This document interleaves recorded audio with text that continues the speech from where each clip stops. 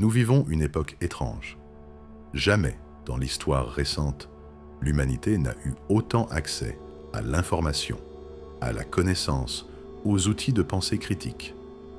Tout est là, à portée de main, au bout d'un écran. Et pourtant, jamais nous n'avons semblé si démunis, si désarmés, face à la complexité du monde. Il suffit d'ouvrir les yeux, dans les rues, sur les réseaux, dans les conversations. C'est comme si une torpeur avait envahi les esprits. Les slogans remplacent les idées. Les émotions brutes écrasent la réflexion. La nuance a disparu. La profondeur s'est évaporée. La pensée critique, jadis pilier de la liberté humaine, s'efface peu à peu. Comment en est-on arrivé là? La réponse n'est pas simple, mais elle est implacable. Nous avons laissé la machine du confort intellectuel broyer notre vigilance. Autrefois, penser exigeait un effort. Lire, confronter des idées, méditer, argumenter, tout cela demandait du temps, de l'énergie, de la discipline intérieure. Mais dans un monde qui glorifie la vitesse, l'instantané, le like facile, la paresse mentale est devenue la norme. Nous préférons les raccourcis, les vérités prémâchées, les certitudes rassurantes, même fausses. Et c'est ici que réside le piège. L'absence de pensée critique n'est pas seulement une faiblesse individuelle, c'est une faille collective, un terrain fertile pour la manipulation.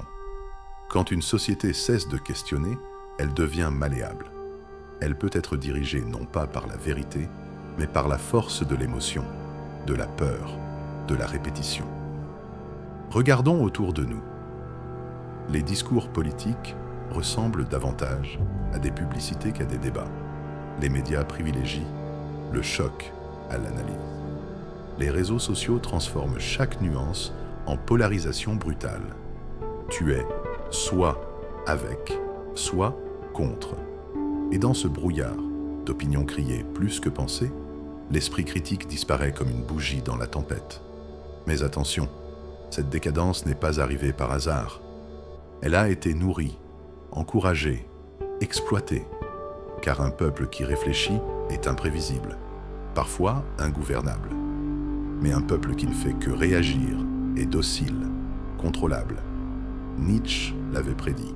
Quand la masse abandonne sa puissance intérieure, elle se soumet naturellement à ceux qui osent manipuler.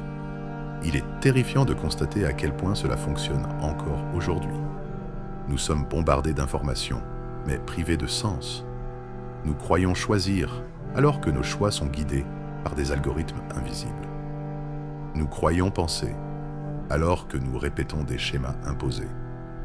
Et pendant ce temps, la capacité de dire « non, je ne suis pas d'accord, je vais examiner cela » disparaît. Ce que nous appelons aujourd'hui opinion publique n'est bien souvent qu'un écho fabriqué, un miroir déformant dans lequel nous sommes piégés.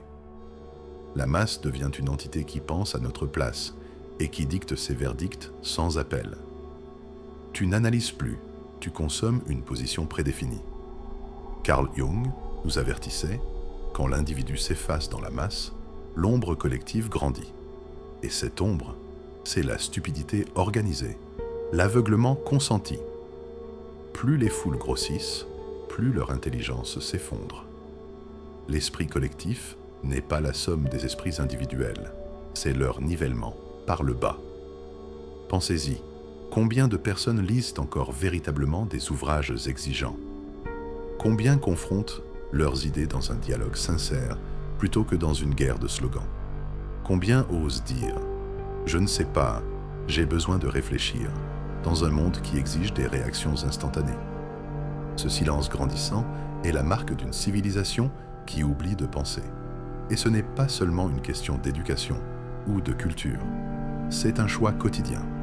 Nous choisissons chaque jour entre le confort et la lucidité, entre avaler des vérités toutes faites ou prendre le risque d'examiner, de douter, de nous contredire. La pensée critique n'est pas un don réservé à une élite. C'est une discipline que chacun peut cultiver.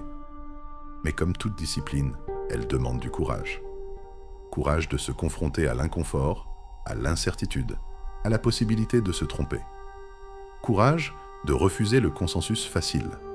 Courage d'accepter que la vérité n'est pas un slogan, mais un chemin, souvent long, toujours exigeant. La question que nous devons poser est simple. Voulons-nous encore penser?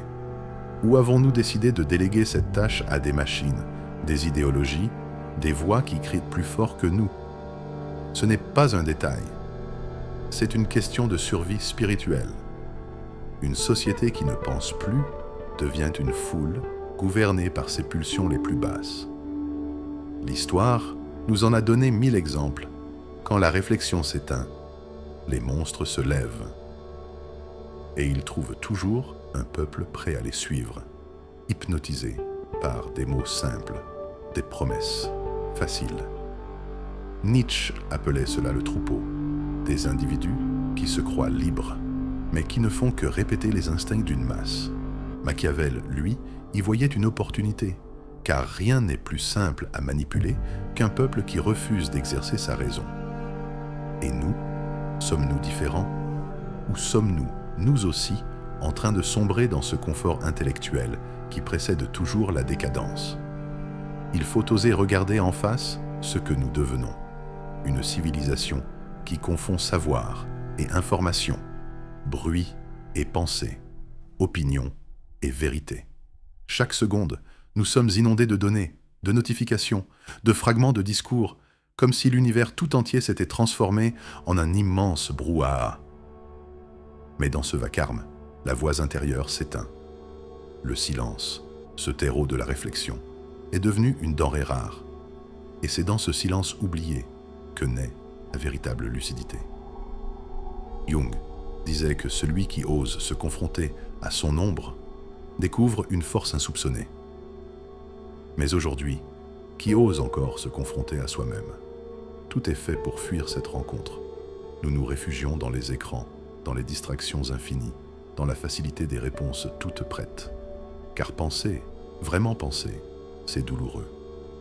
Cela exige de se regarder en face, de briser nos illusions, de questionner nos certitudes. Mais sans ce travail intérieur, nous devenons des coquilles vides. Nous croyons participer au débat public, mais nous ne faisons que réagir aux stimulations les plus basiques. Un titre choc, une phrase virale, une indignation collective suffisent à nous mobiliser, comme des marionnettes tirées par des fils invisibles. Et derrière ce théâtre, certains tirent les ficelles avec un sourire froid. Machiavel aurait applaudi cette époque, car il savait que gouverner un peuple revient moins à lui donner la vérité qu'à lui offrir des illusions rassurantes. Panem et circense, disaient déjà les Romains, du pain et des jeux. Aujourd'hui, nous avons des écrans et des divertissements sans fin. L'essence est la même, maintenir l'esprit occupé, mais jamais éveillé. Le danger n'est pas seulement politique, il est existentiel. Une société qui cesse de penser, cesse de créer. Elle perd le fil de son histoire, la puissance de son imagination. Elle répète, elle imite, elle consomme. Mais elle ne rêve plus, elle ne bâtit plus. Et c'est ainsi que meurent les civilisations, non pas dans un fracas, mais dans un sommeil. Nietzsche l'avait vu, le désert croît. Ce désert n'est pas seulement géographique, c'est le désert de l'esprit, l'appauvrissement de la pensée, la réduction de l'homme à un consommateur de stimulation superficielle. Là où il y avait des forêts d'idées, il ne reste que des sables mouvants d'opinion. Et pourtant, tout n'est pas perdu. Car l'histoire nous enseigne aussi que chaque effondrement prépare une renaissance. Dans les heures les plus sombres, surgissent toujours quelques esprits rebelles, quelques consciences qui refusent de se laisser engloutir par la masse. Ces individus, souvent solitaires, parfois méprisés, deviennent les éclaireurs d'une époque nouvelle. Être critique aujourd'hui, c'est être dissident. C'est choisir de ne pas se contenter de l'évidence.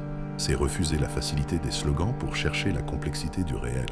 C'est accepter d'être incompris, parfois rejeté, car la masse n'aime pas être dérangée dans son confort.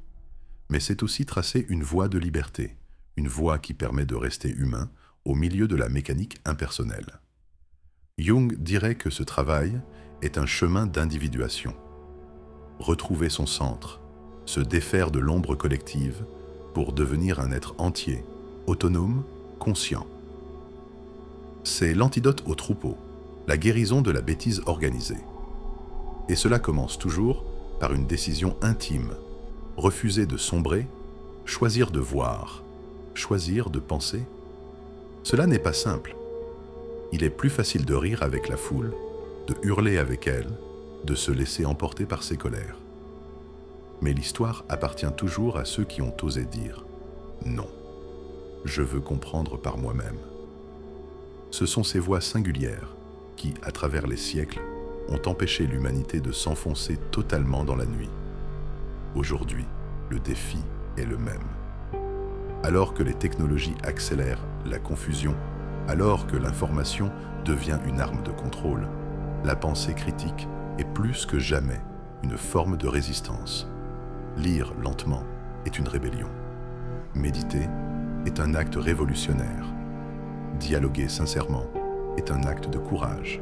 Chaque fois que tu choisis la profondeur contre la surface, tu crées une brèche dans le système. Chaque fois que tu refuses le réflexe pour préférer la réflexion, tu affirmes ta souveraineté intérieure. Et si suffisamment d'individus font ce choix, alors la masse peut se transformer, non pas en troupeau, mais en communauté éveillée. C'est là que réside l'espoir. L'histoire n'est pas encore écrite.